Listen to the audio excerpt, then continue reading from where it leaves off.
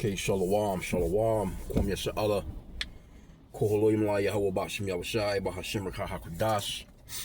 Double honors to our apostles and elders, all great millstones who rule well.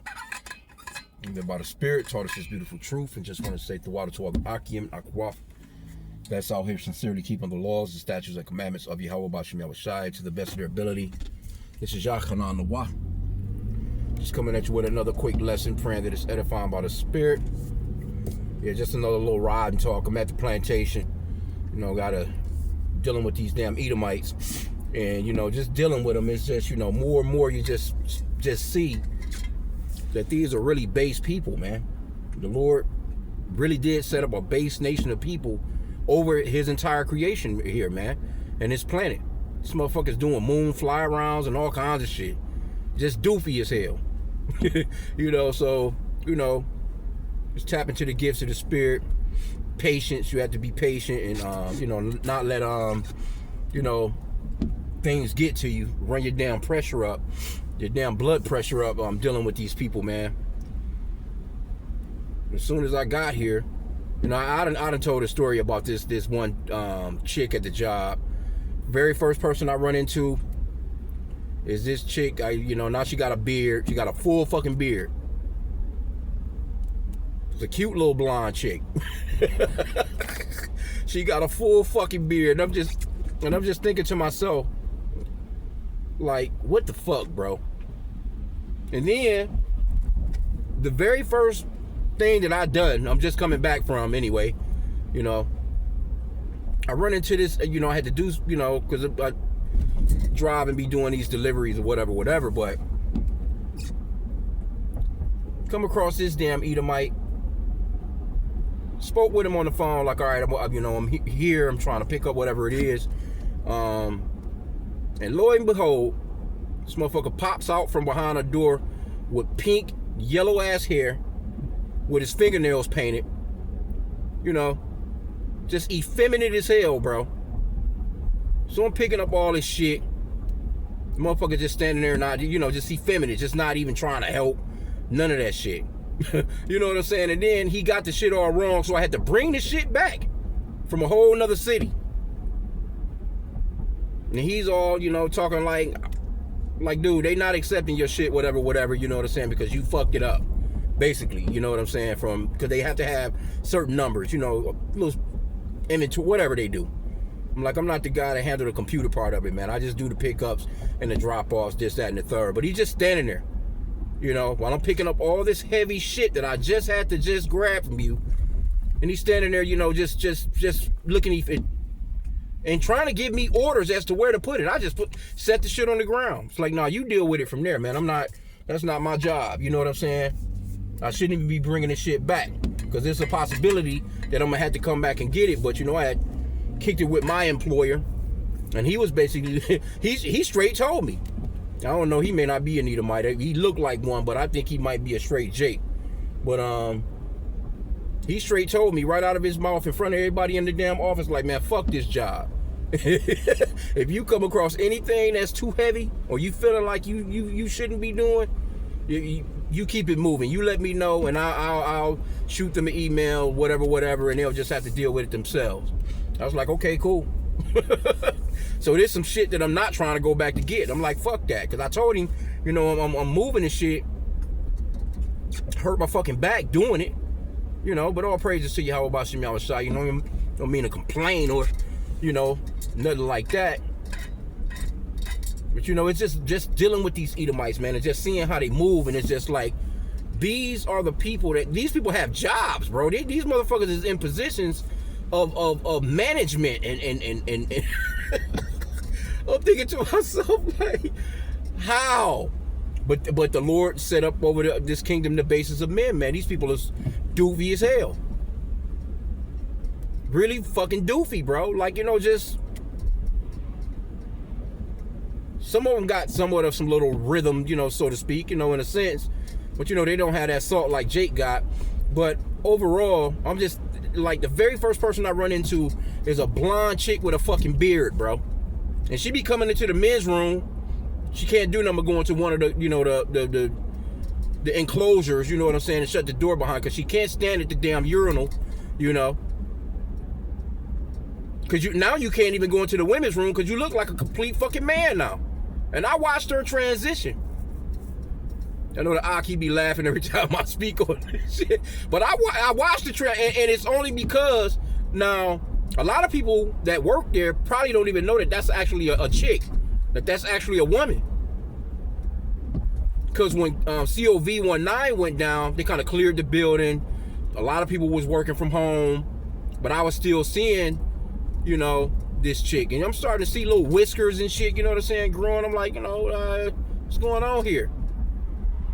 Now all of a sudden, you know, once the COVID shit went down, and everybody started to kind of like come back to the office, so to speak, this motherfucker came back with a full beard. I'm like, damn, that's that chick. I knew it was a chick though, because I had been seeing her all the time. I would always see her in the cafeteria, you know, and you know, throughout the building here and there. What a bad looking Edomite chick, man. You know, nice looking little chick. This motherfucker got a straight beard, a long ass beard. And then I run into this dude. Oh man, soft as hell, bro. Standing all softly, all effeminate as hell. Fucking rainbow colored hair with his fucking fingernails painted, bro. At a major corporation. I'm thinking like, dude, how? But this is the world that we live in, and you can't say anything to these people or about these people, or they will fire your ass, bro. You gotta actually, this shows you how fucked up it is, and that the wicked is running the earth, because you have to actually deal with this shit with a straight face. Crazy work, bro. We gotta deal with this shit with a straight face and act as if this motherfucker is normal. Just crazy. Giving orders. Motherfuckers in positions of power, bro. But that's these Edomites, man. I was just watching the I had seen the prepper guy earlier this morning. I kind of sometimes, you know, I don't really like the dude. I don't like, you know, really like his show like that. But you know, he give some pretty decent information. I'm trying to think of the name of the channel. But he's one of those main prepper guys.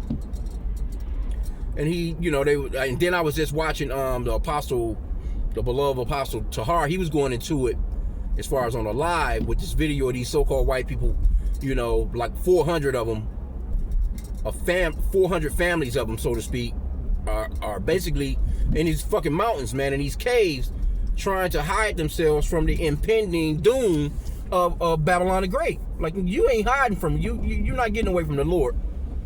This place needs to be fucking destroyed, bro. It needs to be destroyed.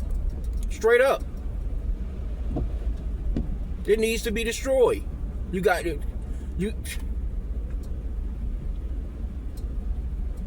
just got complete weirdos running the planet, bro. It's so evident too.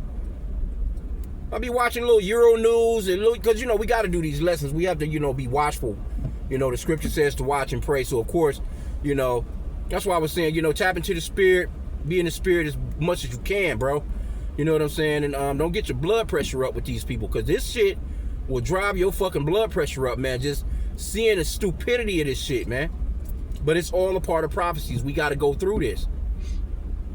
We have to go through this, man.